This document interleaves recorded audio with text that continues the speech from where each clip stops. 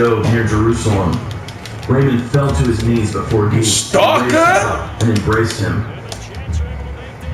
Gerard of Rutherford's survival of Cresson can be counted. Oh, you fucking weirdo! That's how you play. You play fast. Press some buttons over here, man. Nigga watching you? You gonna look at the stadium, you weirdo? So regardless of what happened at Cresson, Gerard's recklessness seems undeniable. Templar, I'm holding you up, right? That's what I'm doing. I'm holding you up. I'm holding you up, stupid. To be in power at the worst possible moment for the Kingdom of Jerusalem.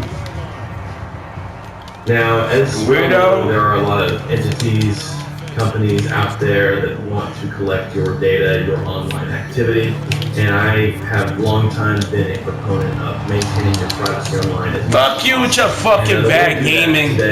Like fucking always! I was contacted by Atlas VPN. They set me up with an account. They got me hooked up to their services, and I have to say, Atlas is a really outstanding VPN that I think would be helpful to a lot of my subscribers. Fuck. So I want to recommend it. Now, just in terms of what a VPN is, if you don't know what a VPN is, it's a virtual private network, which makes all of your internet traffic travel through an encrypted tunnel. This way it protects you from spying, public Wi-Fi dangers, and hides your IP address and your online activities. There are a couple things that are important to me for a VPN, and that is, first of all, you got a company that's committed to the privacy of its users, and Atlas is definitely why is it not working? Customer service, and this is something that I have really found Atlas is great with. In the process of getting set up, their team was very helpful. If you follow the link for my subscribers in the description down below this video, click on that link and you will lock in their $1.99 monthly deal. That is for 3 years, and that comes with a 30-day money-back guarantee. That rate of $1.99 monthly. Nigga went and did a. What kind of route is that, man? It's stupid. They got really good speed. Again, this is something for me as a content creator. This is essential for me. Another good thing is they provide unlimited devices. So a lot of VPNs, you are limited to 3-4 devices or whatever.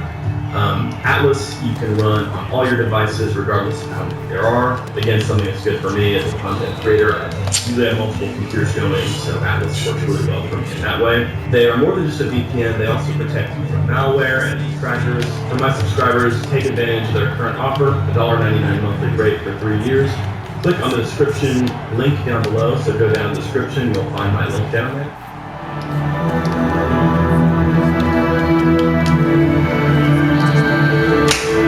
Nobody fucking blocked him, man! Cheapo! The year is 1187. Guy of Lusignan, the king of Jerusalem, man! with Saladin, Sultan of Egypt and Syria. But one of Guy's vassals, Reynald of Chatillon, doesn't feel bound by this treaty. Reynald rules one of the most important territories in the Kingdom of Jerusalem, the Lordship of Transjordan, which guards the kingdom's eastern border. That's not a perfect pass outside, man. That shit is not landing what I'm aiming at, man. That was going in his hands, man. This shit came on some trash ass gaming like always, bro. And commands Reynald to make restitution. Fucking weirdo. But Reynald ignores this order. Up until this point, the Crusader states have prospered because of their relative unity in the face of the divided Saracen kingdoms. But now, it's the Crusaders who are suffering from internal divisions, Saladin has united the powers of Syria and Egypt. Reynald's raid plays right into the hands of Saladin, who has been looking for an excuse to break his truce with the Crusaders. The Sultan's ultimate goal is to eliminate the Crusader states and restore all of Syria and Palestine to Muslim rule. Saladin is a pious and dynamic leader who inspires the same sort of religious passion in his men that has motivated the conquests of the Crusaders. Another important lord in the Kingdom you can't come out with that play. Raymond, Count of Tripoli. Raymond recognizes the extreme danger facing the Crusaders. Although in the past, Raymond and King Guy have been enemies, they now unite their forces in an effort to mount an effective defense against Saladin. The Kingdom of Jerusalem raises the largest army in its history. composed of some 20 cheap ass fucking game, bro. 1,200 fully armored mounted knights. I wanna play, bro. You don't get to play in this game, man. I was supposed to get nice on offense. I'm never gonna get nice on offense, man. Half of which are swift light. Fucking make people learn, bro. Lays camp at Sephiroth. Near Nazareth. Cheap ass game, man. I don't know if that's my man or what. He deploys his army. No, because this shit don't show He me. knows that Saladin cannot maintain his forces in the field indefinitely, and that if he simply holds a strong position, the Sultan will soon be forced to call off his invasion. 4 years ago, he had used this strategy. Successfully attacks at Baisan. Saladin is well aware of his strategy. He knows that if he wants to conquer the kingdom, he'll have to provoke Guy into a battle. And so the Sultan leads his army to Galilee. He attacks Tiberias, a fortress belonging to Count Raymond. Raymond's wife, the Lady of Shiva, is inside of Tiberias at the time. Shiva sends a desperate message to King Guy, asking him to come and rescue her from Saladin's attack.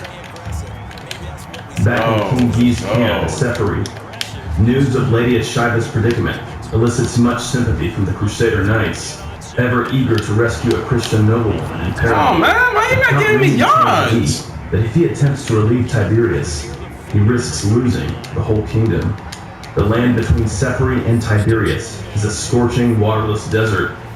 In this unfavorable terrain, Saladin might attack and destroy. No type of gaming, bro. The loss of the army would mean that the kingdom would be defenseless before Saladin's power. Far wiser, Raymond insists, to maintain their current well-watered position. Saladin, though he might cause much damage to Tiberias, could never hold it, and must soon withdraw with his forces. Therefore, says Raymond, do not endanger the kingdom by risking the field army. Let Tiberias go. Remain here. It blew my gaming up, man. Crusader barons. Raymond, but that's about this, bro. Like you in another world, and they into that bullshit. Slamming doors, that's that. Get away from me, bro. The leaders in the army agree with Raymond. Raymond's advice, according to historian R.C. Smale, is based on decades of precedent in the military history. Man, you can't stop that, man. Throughout the century, Frankish leaders had exploited fucking hell, man. Any large Muslim force, especially when denied the profits of military success, would disperse its own force at the end of the campaigning season. The task of the Franks was to deny them that success and the possibility of achieving permanent conquest by keeping intact their own field army. Raymond adds that if Saladin, in his eagerness for battle, decides to march against the Franks successfully, he will be subjecting his army to heat and thirst. Meanwhile, the Crusaders and their horses would be fresh for battle and likely to achieve victory. Saladin's army would be left exposed without base or refuge, and the defeat they would suffer would be crushing, as in 1177 at the Battle of Montcassard. However, even if the Crusaders are defeated near Sephiroth, their own castles and cities are close by to serve as shelter and rallying points. Thus, Raymond advises strongly that the Crusader army offer battle at Sephiroth, not at Tiberias. Among the assembled war council, only one man strongly disagrees with Raymond's advice: Gerard of Ridderford, Grand Master of the Knights Templar. But despite Gerard's protests, he decides to adopt Raymond's policy. Come down, man. Come down, man. Come down. But late in the night, Grand Master visits to King Guy's tent. Gerard urges Guy to reject Count Raymond's plan. The Grand Master is adamant that now is the time to strike against the mighty Sultan, to destroy his power once and for all. Raymond, a traitor, in secret alliance with Saladin, and this is the real reason he advises against attack. Amazing cheapness. Guy now changes his mind. It's so cheap to march on Tiberias. In retrospect, it seems bizarre that King Guy would put aside the combined wisdom and experience of his entire war council in favor of Gerard of Ridderford's advice, but that's exactly what he does. Nevertheless, we must recognize the dilemma facing Guy. In 1182, Raymond had given similar advice to King Baldwin IV of Jerusalem, who rejected it and gone on to win victory over Saladin. In 1183, Guy himself had held the army of the Kingdom of Jerusalem in a defensive position opposite Saladin in the Jezreel Valley. Get up in there, man! He had received much criticism for failing to strike decisively at the Sultan. Finally, Guy's relationship with Count Raymond has long been strained. In 1186, Raymond had refused to offer Guy homage on his coronation. Meanwhile, Gerard has always been one of Guy's strongest allies. More than likely, Guy is legitimately concerned about losing the support of Gerard, who, as commander of the Knights Templar, is one of the most powerful men in the kingdom. Oh my God! Oh my God! Hey! Success, even in difficult situations. Get out! Just throw it out. It's very unlikely. This shit picked another play. We in another Sodom. What game we playing, bro? He succumbs to Gerard's urge. What was that? In the morning, to the shock of the entire army, Guy announces that he has changed his mind. He gives the command to march on Tiberias. Raymond, Balian of Ibelin, and the other knights are stunned and disturbed by this news. But the Kingdom of Jerusalem, despite recent internal squabblings, is ultimately a politically cohesive entity. The men are loyal to their king. They obey and prepare for the march. Meanwhile, Saladin is thrilled to learn that Guy has taken the bait. Quickly, the Sultan prepares to spring his trap. The Crusaders begin the march across the burning landscape. On July 3rd, they encounter Saracen horse archers, and from then on, they are engaged in a grueling fighting march. The Saracens concentrate the bulk of their harassment on the Frankish rearguard, which is held by the Templars and Balian of Ibelin. Eventually, the attacks are so fierce that he is forced to halt his army and lay camp before reaching Tiberias. Up ahead, Saladin's troops are already blocking the way to the waters of the Sea of Galilee. Guy commands his thirsty, weary troops to make camp. What follows is a hellish night. In the darkness, the Saracens surround the campsite. They light brush fires that send clouds of choking, burning smoke into the Christian over a dispirited and weakened Crusader army. The scorched plain is surrounded. How about that cheapness? Take that cheapness and take it home and shove it up your ass! Darkness! Offer their suffering. Cheapness! And resolve to inflict as much damage on the Saracens. You better bring it next time, cheapness! His brother, Aimri of Lusignan, organizes the army into units. Raymond of Tripoli commands the vanguard. Aimri arranges the infantry to protect the cavalry. Meanwhile, Saladin, despite his clear advantages, is still unsure whether to commit his forces to battle. At this crucial moment, 4 knights desert from Count Raymond's contingent and arrive at the Saracen lines. They warn Saladin that he must attack now before the Franks can organize an effective battle formation. Immediately, Saladin acts on this advice. He launches a full... No! At this point, discipline among the Crusaders begins to break down. Guy's lack of gravitas as king bears bitter fruit. The Christian infantry break ranks and retreat north up the horns of Hattin.